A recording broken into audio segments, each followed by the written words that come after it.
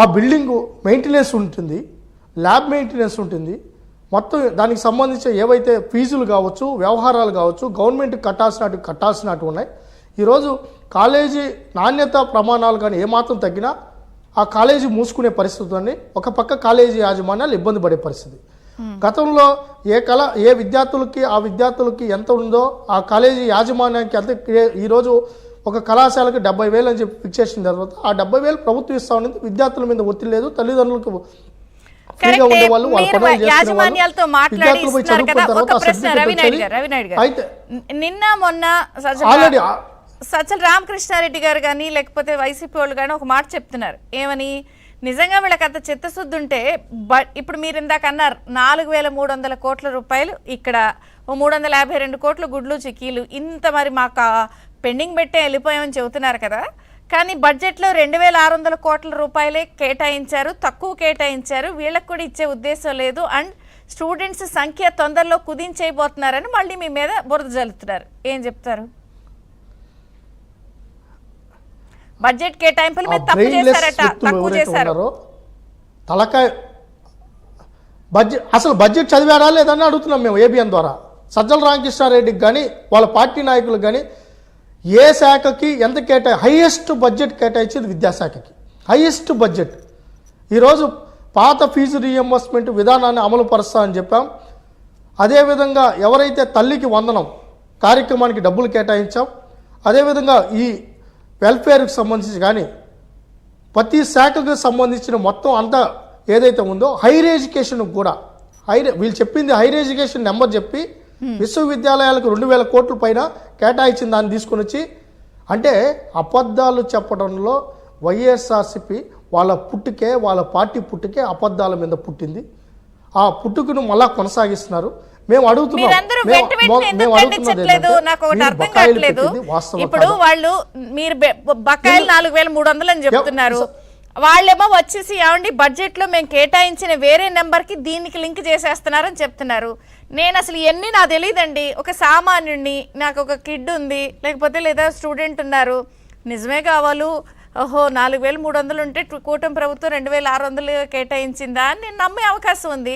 మీరందరూ వెంటనే ఎందుకు అందించట్లా? స్పష్టంగా అసెంబ్లీ సాక్షి చెప్తాం, ప్రెస్ మీట్లో చెప్తాం, మీడియాకు తెలుసు, ప్రజలకు తెలుసు. ఈరోజు వాళ్ళు నిద్రలేసి బురద జల్లే అధికార పరమావధిగా పెట్టుకున్నారు, బురద జల్లే కార్యక్రమం పెట్టారు. అయినా కూడా ఒక పద్ధతి ప్రకారం మంచి చేయడానికి లోకేష్ గారు విద్యాశాఖలో సంస్కరణలు తీసుకొని రావడానికి ఆయన విశ్వ ప్రయత్నం చేస్తున్నారు, కరికులం రీవ్యాంప్ చేస్తున్నారు. ఇవన్నీ ఒక పద్ధతి ప్రకారం జరుగుతుంది. పిల్లల భవిష్యత్తు దృష్టిలో పెట్టుకొని ఏం చేయాలో మంచి కార్యక్రమాలన్నీ ముందుకు తీసుకెళ్తాం. కానీ బాధేస్తుంది ఏంటంటే ఎవరైతే తప్పుడు నిర్ణయాలు తీసుకున్నారో గత 5 ఏళ్ళలో, ఎవరైతే విద్యార్థులని నడ్డి ఇచ్చారో, విద్యార్థుల జీవితాలతో ఆడుకున్నారో, ఉద్యోగాలు లేవు, ఉపాధి లేదు, అదేవిధంగా డ్రాప్ అవుట్స్ ఆ రోజు 16 లక్షల మందికి, ఈరోజు తెలియాలి, ప్రజలకు కూడా తెలియాల్సిన విద్యార్థులు 16 లక్షల మందికి చంద్రబాబు నాయుడు గారు 2019లో దిగే టయానికి 16 లక్షల మందికి ఫీజు రీఎంబర్స్మెంట్ విధానాలు అమలు అవుతుంటే జగన్మోహన్ రెడ్డి వచ్చిన తర్వాత అది 9.5 లక్షల మందికే పరిమితం చేశారు. 7 లక్షల మంది విద్యార్థుల జీవితాలతో చలగాటమారు. ఎవరు అట్లా చేసిందంతా ద్రోహం వాళ్ళు చేసి విద్యార్థుల జీవితాలు. ఈరోజు మేము చెప్పాము, ఎవరైతే అర్హత ఉందో ప్రతి ఒక్కరికి న్యాయం చేసే బాధ్యత ఈ కూటమి ప్రభుత్వం తీసుకుంటుంది. మళ్ళీ చెప్తున్నాం, ఎవరు అధైర్యపడాల్సి పడలేదు. వీళ్ళ దొంగ నాటకాలకి ఎవరు ఈరోజు తెలియాల్సి పడలేదు. మేము కూడా మేము ఇంకోటి మేడం, మీకు ఇంకో విషయం తెలియ, మీకు కూడా ఆ రోజు జగన్మోహన్ రెడ్డి ఇంటికాడ నిరసన కార్యక్రమం చేసిన పేపర్కి సజ్జల రామకృష్ణారెడ్డి, నువ్వు కూడా ఏబిఎన్ ఛానల్ మామూలుగా నువ్వు చూస్తావు, ఏబిఎన్ ఛానల్, ఎందుకంటే నీకు ఏబిఎన్ ఛానల్ అంటే భయం, నువ్వు చూస్తావు. మీ నాయకుడు తాడేపల్లి ఇంటి ముందర నిరసన కార్యక్రమం చేసింది. ఆ రోజు ఎందుకు మాట్లాడలేదు? నీ కేటాయింపులు ఆ రోజు బడ్జెట్లో నువ్వు ద్రోహం చేసావని చెప్పి ఆ రోజు విద్యార్థి యువజన సంఘాలు నిరసన కార్యక్రమం చేపడితే ఆ రోజు దారుణమైన విషయం మేడం, హత్యాయత్నం కేసు పెట్టారు, 307 పెట్టారు. జగన్మోహన్ రెడ్డి అమ్మాయ్యా అబ్బాయ్యా తెలియదు కానీ మరి వాళ్ళైతే రేప్ కేసు పెట్టారు. ఆయన ఇంటికి పోయి వినతిపత్రం వేయడానికి, మా బాధలు చెప్పుకోవడానికి యువజన సంఘాలు విద్యార్థి సంఘాలు వెళ్తే రేప్ కేసు పెట్టారు. ఆయన అమ్మాయో అబ్బాయో మాకైతే ఆ రోజు తెల్లా.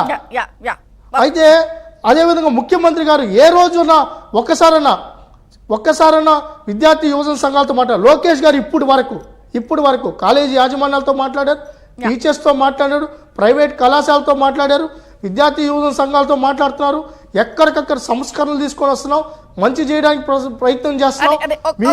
మీ హయాంలో ఎంతమంది విద్యార్థులు ఆత్మహత్యలు చేసుకోవాలో ఒకసారి ఇవన్నీ బేరీజ్ చేసుకుందాం, చర్చించడానికి మేము సిద్ధంగా. మేము కూడా కలెక్టరేట్ వస్తున్నాం. ఒక్కసారి